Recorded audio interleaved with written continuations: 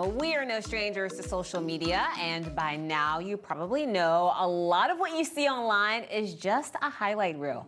We can choose to show only the best parts and the best photos. For kids and teens, that may not always be obvious. So when the trend looksmaxxing started popping up, it raised a lot of red flags for parents of young men.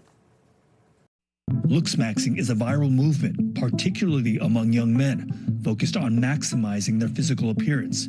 Shami got famous after documenting his transformation online and now posts advice on how others can follow suit. Suck your tongue. Yeah, there we go. Like that. He showed us how to do a popular looksmaxxing technique called mewing, where you place your tongue to the roof of your mouth. He says it can help create a sharper looking jawline in photos. And that's just skimming the surface. We have a link to the whole report on our website if you want to check that out. All this pressure to look a certain way or fit into a mold can come from a lot of places, not just online. So joining us for today's parent panel, we have Greg Baer, author of When You Wonder, You're Learning, and Rachel Rennebeck, co-host of Pittsburgh, Her, and Ya Jagoff podcast. And it's a really important conversation, and one that I find really fascinating because I feel like as now adult women, we went through this, I think, when we were, growing up, the 90s, early 2000s, we had a lot of magazines and other influence. But now we're starting to see this with young men, and it's kind of like all-encompassing now.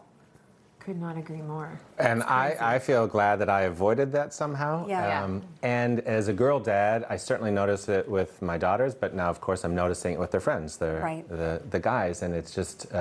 there's a lot of pressure on our kids these days. I think you're right about that. And they're talking about it more. Right. I think it always existed, but there wasn't a sense of bringing, when it was a male, they didn't bring it to surface the way they did with women. Right. And now it's equal playing field, playing ground, and they are going through it for sure. Yeah. You know, kind of how Heather mentioned, I mean, we didn't grow up with this. We didn't grow up with social media. We didn't grow up with these direct comparisons of people who we don't even know necessarily. I mean, yeah, we saw magazines and things like that, but I mean, I feel like it's also on us to adapt to this because our kids, our teens, whether good or bad, like they're used to it, right?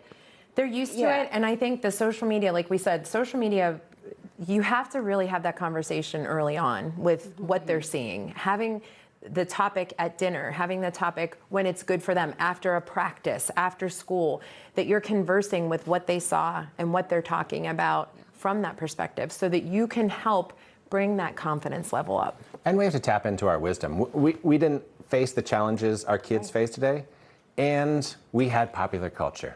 Right? And everyone watched the same TV shows, and everyone saw the same films. And so that pressure was there for us. It just played out differently. And so we've got to tap into our own experience and figure out how do we support our kids. You know, Greg, I'm so interested to hear from you about being a girl dad, as you mentioned, because I think sometimes, the opposite sex can bring a different perspective. And sometimes not to diminish what you're feeling, but to see it from a different side of things.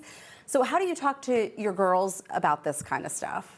Well, one, I've had to learn a lot of patience. Okay. Why does it take that much time to get out of the house? I like how you took a deep breath before you answered. I've had to learn some patience.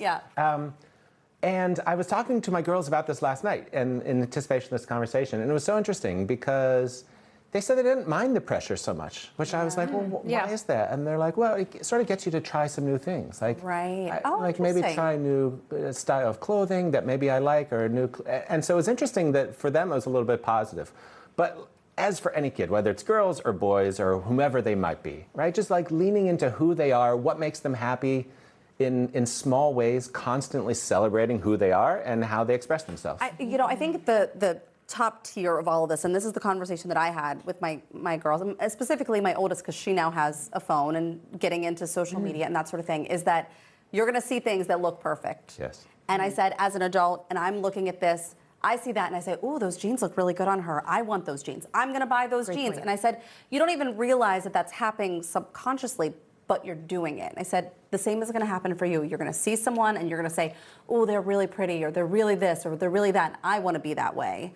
And it can be confusing, I think.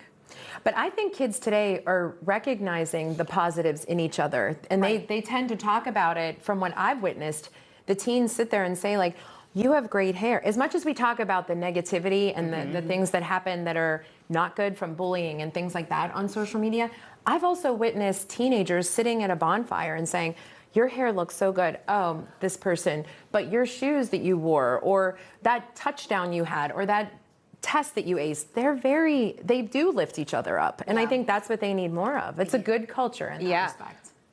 Let's talk a little bit about individuality, because I do recall like when we were growing up, there were trends, there were things that like we were all doing, but I feel like it just seems to me that it's a little bit more intense now, where everyone's trying to look like everyone else. I feel like there was like this outfit, like this uniform, like jeans and like a black like casual top, like and tennis shoes. Every girl was wearing that. You know, it just seems like there's so much pressure to look like someone else. And how do you talk to your teen about being your own person? I talk about this with my daughter regularly, that there is now a fine line generationally. We were raised differently. Now there's a fine line between confidence and shame. And I hate that.